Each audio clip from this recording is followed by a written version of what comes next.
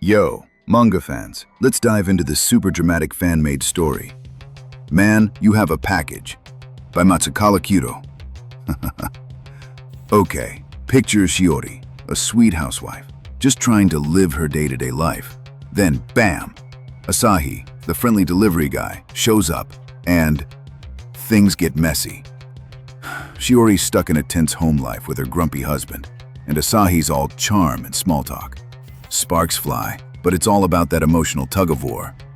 Will Shiori chase a new vibe or stay loyal? The drama's so thick you could cut it with a manga pen.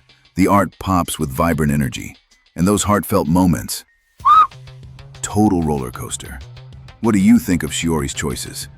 Drop your thoughts in the comments, and hit that like button for more fan story recaps. Stay awesome.